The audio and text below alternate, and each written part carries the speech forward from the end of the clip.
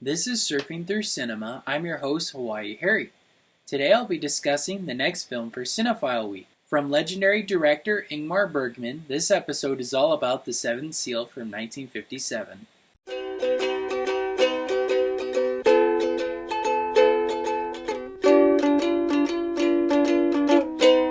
Okay, so some technical details about The Seventh Seal. So the film was shot in 35 days on a budget of $150,000. And this was due to the studio, finally caving in and saying, okay, fine, you can make this movie. Another technical details, rewritten 5 times before it was given the go-ahead. So Ingmar Bergman, he tried really hard to get this passed and get it approved by the studio because he felt really connected to this film. And then the last technical detail, many of the paintings you see in this film were based on paintings from Swedish medieval painter Albertus Pictor,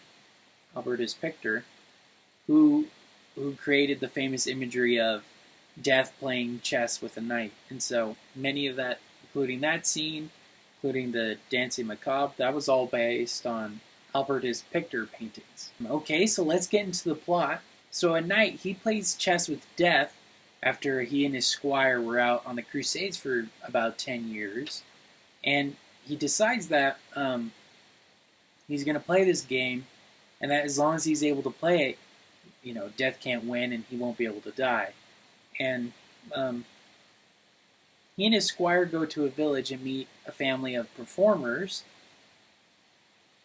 And these performers are giving a performance to the villagers because they're very depressed as a result of the plague. The plague is ravaging very much throughout the land. And then they run into these extreme religionists who beat themselves with whips and thorns and all of that. They're very, very extreme. And this kind of enforces the point that the squire has that there isn't a God. And throughout this movie, it talks a lot about, is there a God, is there death, is there all of that. And it kind of explores all of those different themes throughout it, which is true, which one isn't. Then after having a meal with these performers, the knight and his squire, they decide they want to help save this family from the plague. So the knight invites them over to his castle. And in order to do that, they have to cross through kind of a dangerous forest, along with a couple other villagers they met. And after meeting up with Death again in the forest, Death says, the next time we meet, saying this to the knight, you and all your friends, they're going to die, and no one can escape me, none can escape me. And so they rush over to his castle, they try to lock themselves in. He's reunited with his wife after 10 years of not being there. But Death shows up anyways. And luckily, though, the performer family, they recognized what was going on and decided to flee. And during the night, there's a crazy thunderstorm and a bunch of trees and stuff all over, but they're spared from the destroying angel, if you will.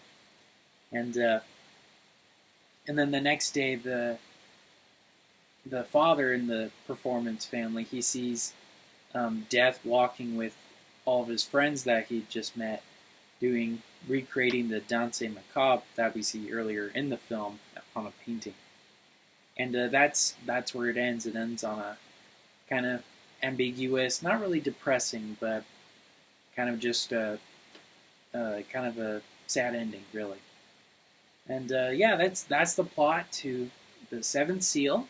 I'm going to go on a break real quick, but first here's a message from our sponsor. This podcast is brought to you by Anchor. If you haven't heard about Anchor, it's the easiest way to make a podcast. Here's how. It's totally free.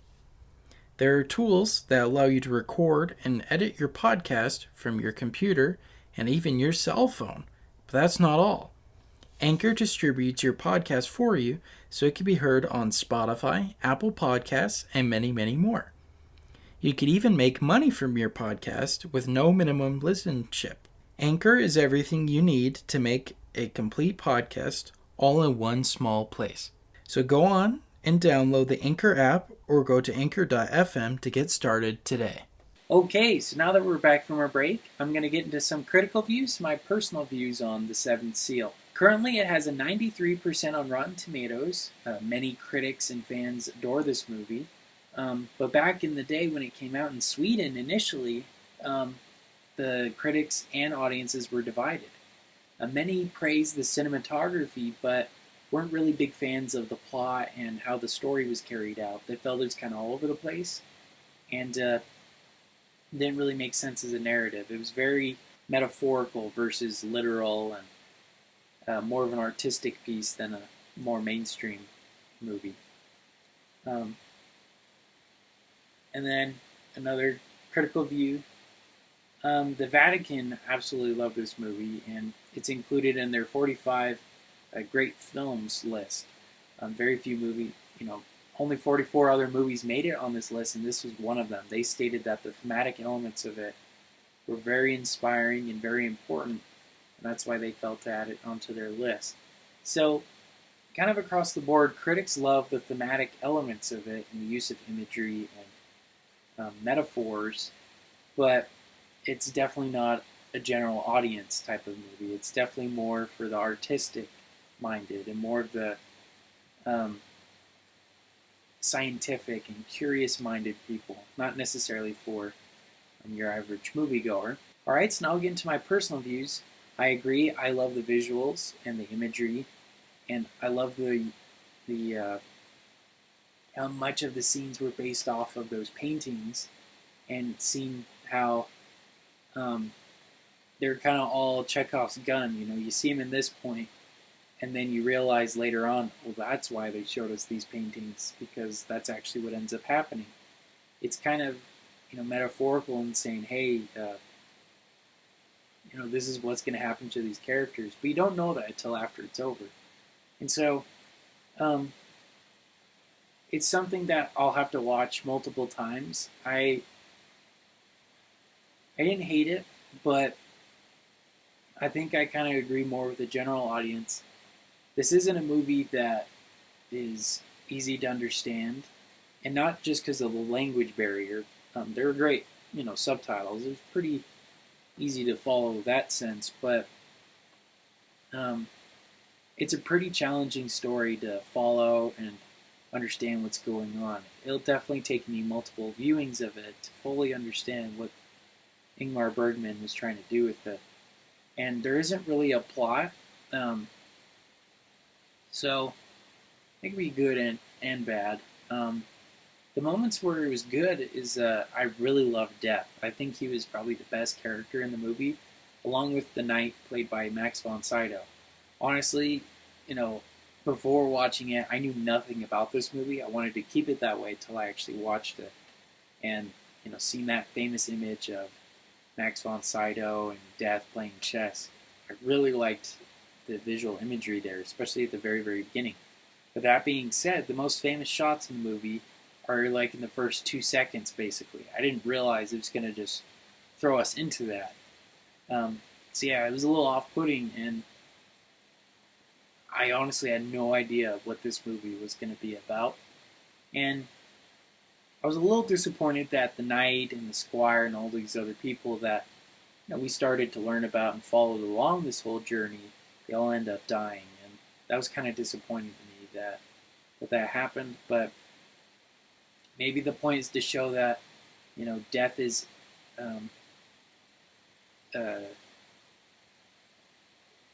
inescapable. It comes to all of us. Maybe that was the point, to show that these are characters you're gonna like, but they're all gonna die. I don't know. So I was a little disappointed. I am glad I didn't know anything about it before going in, because I probably wouldn't have ended up watching it, honestly. But I'm glad I did.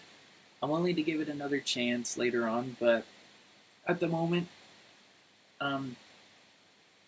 it's not a movie I'm going to be rewatching anytime soon.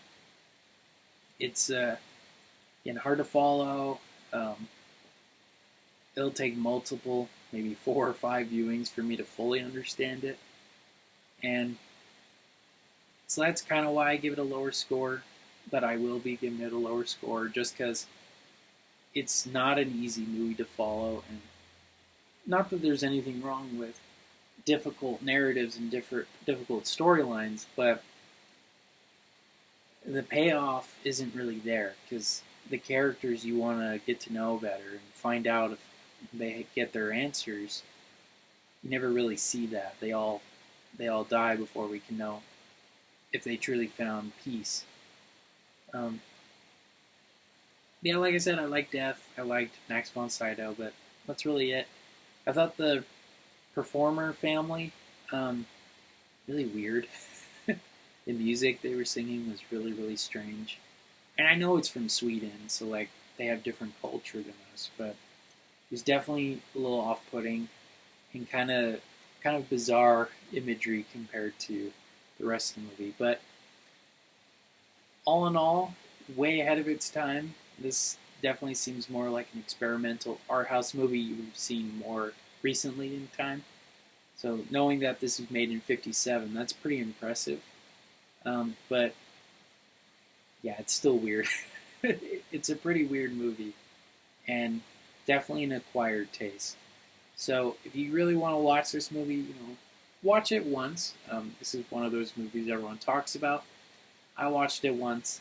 Probably won't watch it again anytime soon. Kind of hard to follow. Alright, well, those are my thoughts and feelings on The Seventh Seal.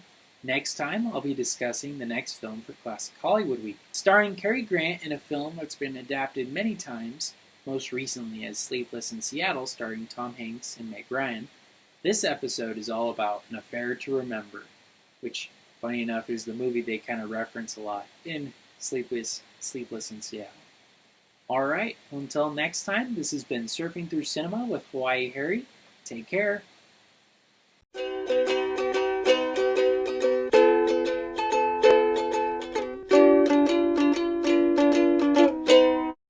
Thank you for listening to Surfing Through Cinema. Make sure to check us out on Facebook at Surfing Through Cinema with Hawaii Harry and on Instagram with Surfing Through Cinema. We also have a website, www.anchor.fm/Surfing Through Cinema, where you can learn more details on upcoming episodes and on past episodes.